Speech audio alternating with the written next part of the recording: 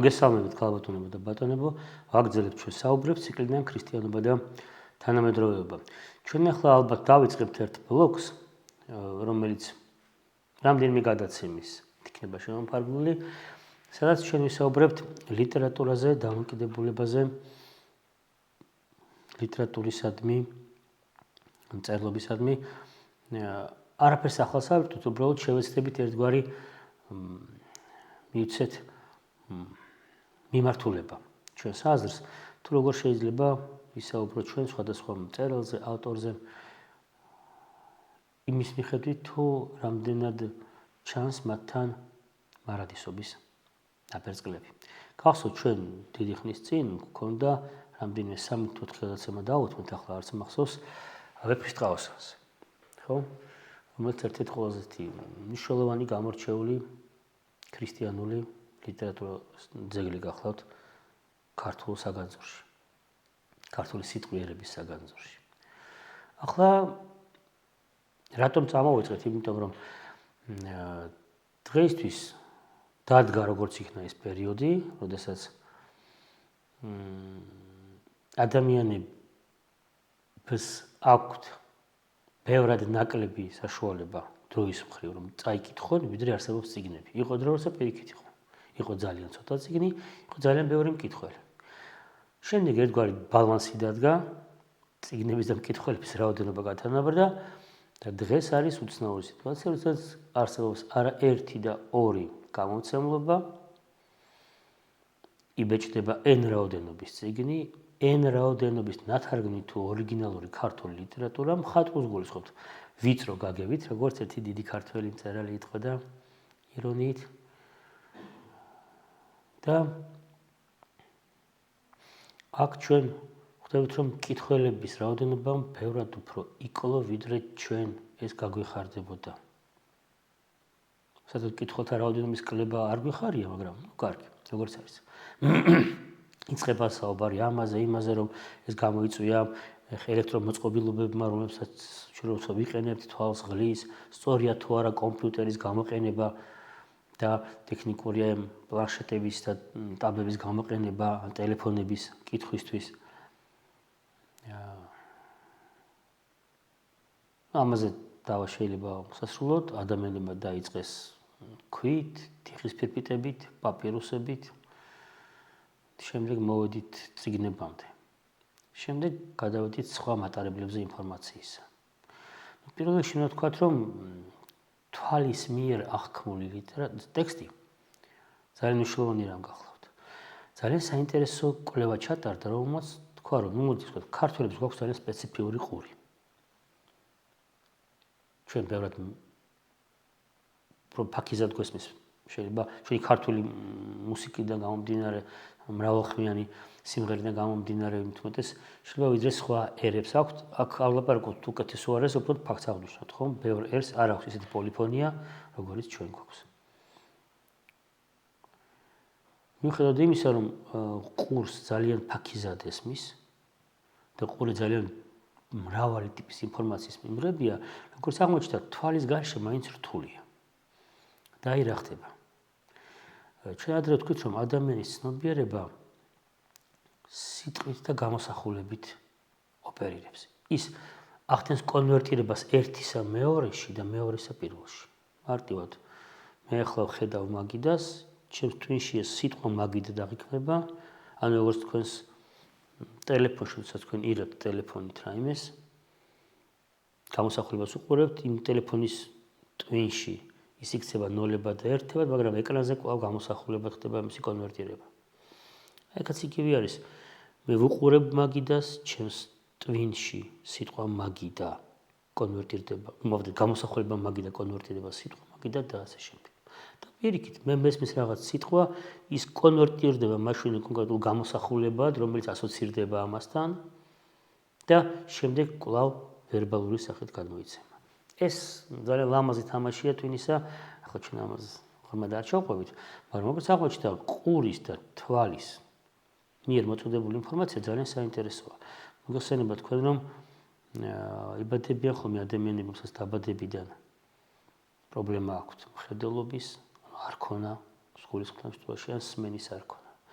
იბადებიან თურმესტებიც, ვისაც ორივე პრობლემა აქვთ. ესეთი ძალიან ცოტაა, მაგრამ აღმოჩნდა, რომ ასეთი ადამიანების შემთხვევაში მათი სრულფასოვანი ფუნქციონირება ძალიან ხანმოკლეა.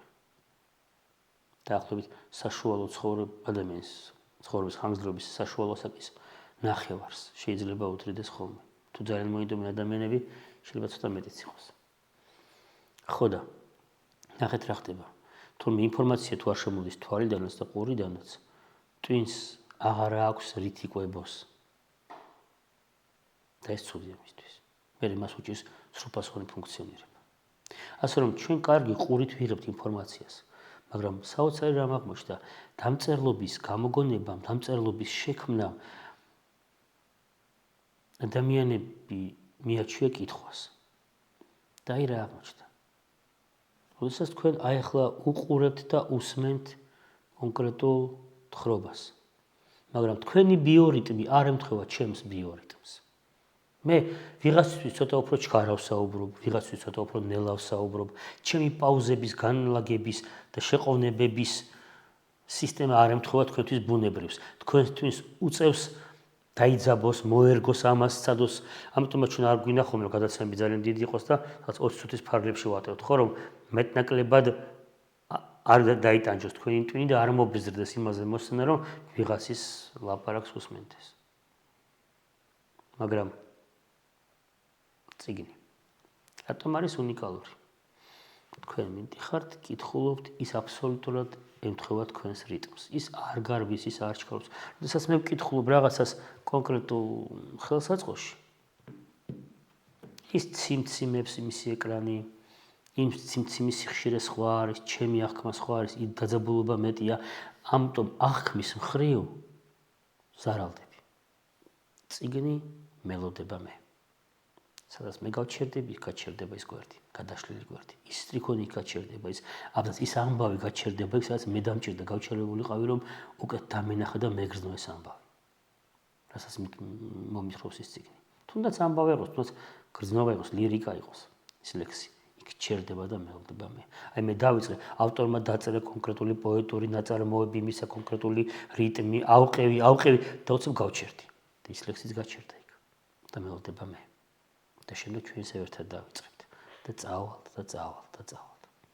ეს ძალიან საინტერესო რამ არის ეს პროცესი, ვისაც გიყვართ წიგნის კითხვა, ვისაც ეს ცხოვრების განუყოფელი ნაწილია და გიგრძნიათ ეს მშვენიერება, ეს სიამოვნება, თუ არა და კაცი რომელსაც ლიტერატურა ძლიერ უყვარდა, წააკითხეთ თქვენს ბავშვებს, იქნებ მათაც მოეწონოთ და იგრძნონ რა არის მოიისფრო. ხო. ამიტომაც ლიტერატურას ძალიან დიდი დანიშნულება მიეცა. არ არის შემთხვევით, რომ ბიბლიის რელიგია, წიგნის რელიგია, ბიბლია, წიგნები.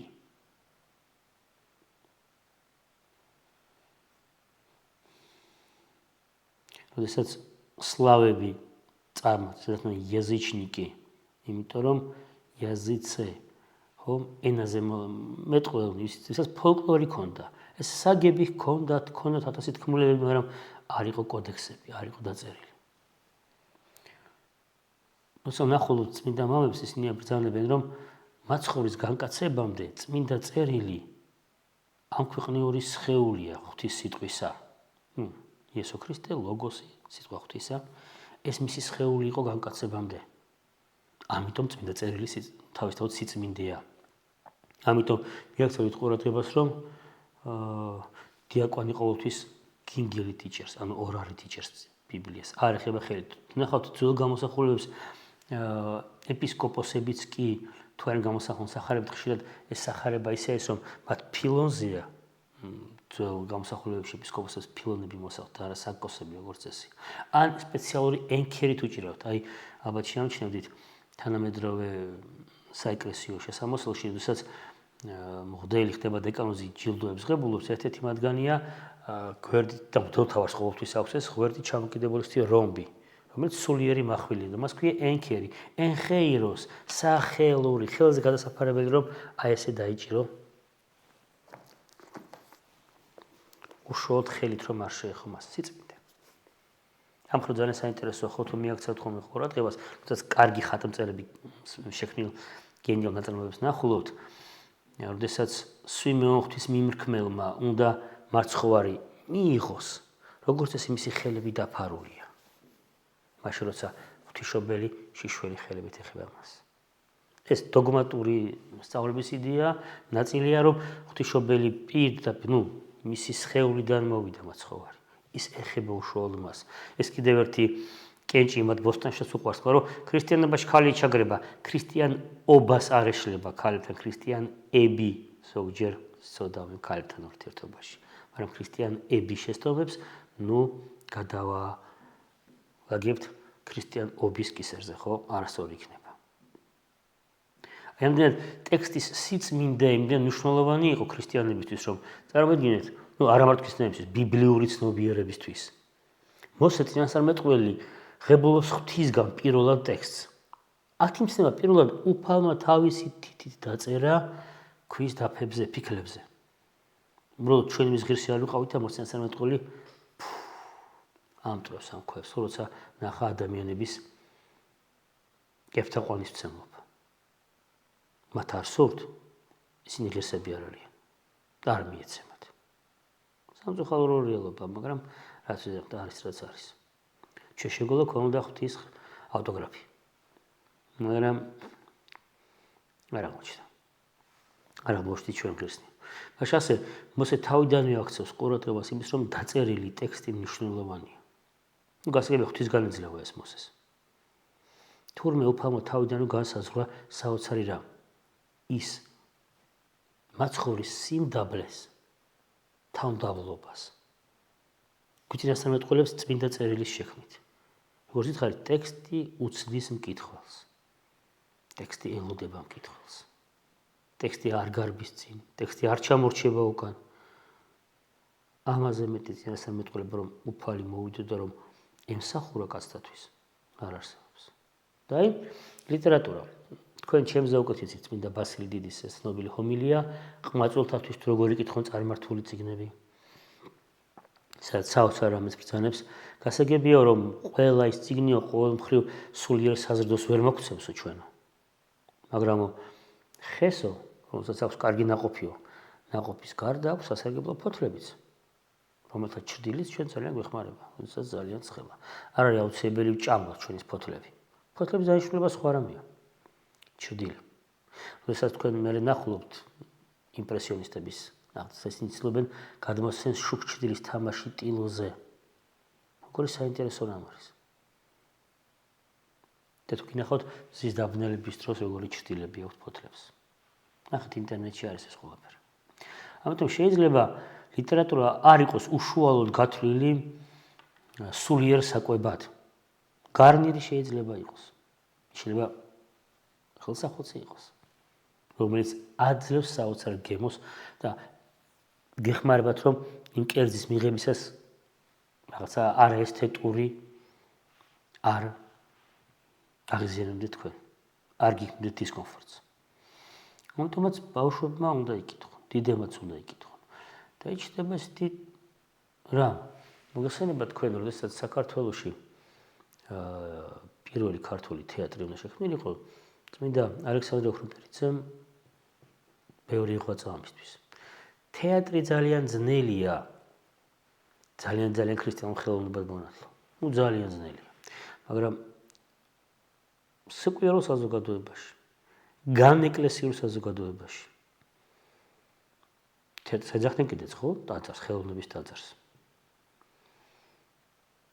თუკი თეატრი შეიძლება იქნას გამოყენებული, რომ სცენიდან ითქვას სიტყვა კარგი, სიტყვა მართალი, სიტყვა ძარღვიანი. მით უფრო ლიტერატურა. მოგეხსენებათ კომუნისტების დროს ბევრმა ადამიანმა ქრისტე აღმოაჩინა ბულგაკოვის კონსტანტი და მარგარიტათი.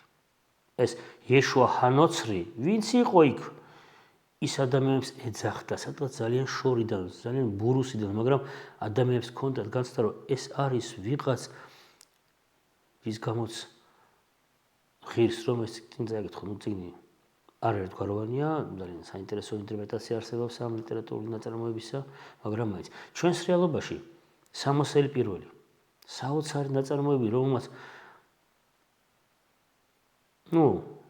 გარდა პირდაპირ ციტატები არის სახარებიდან უძღებიშვილის იკავიდან უბრალოდ იმდენად საოცარი სურათი შექმნა სახარებისეული თხრობისა, რომ ძალიან ბევრი ადამიანი სახარებით კიდევ ეგეთ რამე საინტერესო წერია იმ წიგნში კაცო. რაც ამან კი მაგარი, მაგრამ კიდე სხვაც არის რამე კარგი ეგეთი იმაში და ადამიანებმა გახსნეს ეს საოცარი ზარდახშა. ახალი აღთქმა. საიდანაც ამოდიოდა საოცრებები. ეხლა მე არ შევეხები კიდე სხვა უამრავ ტექსტს, ლიტერატურულ ნაწარმოებს, რომელიც პირდაპირ სუნთქავს ქრისტიანობით. პირდაპირ სუნთქავს. და გაძლევს საშუალებას თქვენც უსინქოთ. ციგორი მომენტია, აი ვიღაც წყალქვეშო არიან ყვინთავებით ერთ-ერთს რო თავდება ჟანგბადი და ეს რომ მეორე მიაწვდის. ის უსინქებს მე ესთან ნელა ორივენი ამოდიან. ზოგჯერ ლიტერატურა ესეთი დამხმარე არის ხოლმე. და თუ კი ბავშვებს ექნებათ საშუალება მოზარდებს წაიკითხონ ის რაც ქრისტიანულია. მათ შეიძლება იგრძნონ რომ უშუალოდ ავლაპარაკო მე ჰაგიოგრაფიაზე, წმინდა მამების ტექსტებზე, ეს თავისთავად გასაგებია, რომ უშუალოდ ქრისტესკენ მავალი არის. მაგრამ აი ის ლიტერატურა, რომელიც უშუალოდ არ არის მოწოდებული როგორც ქრისტიანული ღვთისმეტყველების დოგმატიკის ნიმუშები, მაგრამ სუნთქავს ქრისტეთი. ერთ-ერთი გამორჩეული ნაწარმოები პატარა უფლისწული. თავიდან ბოლომდე ქრისტიანული ნაწარმოები. როგორი უცნაური ინტერპრეტაციაც არ უნდა ქონდეს ზოგ ადამიანს ხოლმე ამ გენიალური ტექსტისა. მაშინ ასე, ჩვენი სურვილი რა გახლავთ? ის რომ ჩვენ დავუთმოთ რამდენიმე გადაცემა, 2 ან 3, უშუალოდ საუბარს იმაზე, თუ როგორი შეიძლება სარგებელი მივიღოთ ჩვენ ავტორების, რომლებიც არც წმინდა მამები არიან, არც მართლმადიდებელი ეკლესიის გამორჩეული მოღვაწეები არიან, კარგი მწერლები არიან. ჩვენ ავარჩევთ რამდენიმეს, არა მაინც და მაინც იმათ. ანუ ჩვენი გადაცემა ციკლი არ არის ლიტოცოდნეობითი, ხო?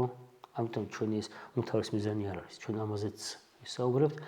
რამდენიმე ავტორს დავასახელებ, რამდენიმე ნაწარმოებს შევეხებით, იქნებდა ამ თვალით წაკითხულმა ზოგიერთმა ნაწარმოებმა ადამიანებს დაანახოს, რომ თურმე აი ეს განცდა ემაუსის გზაზე მავალებს ხოთა ჩვენ ხო გული ხო გვეუბნებოდაო, არა განხურებულიყო ჩვენი გულები, როცა გველაპარაკებოდაო, სხვა სახით მოვიდა მათთან აღმდგარი ქრისტე და ესენი გრძნობდნენ რომ ეს ის არის.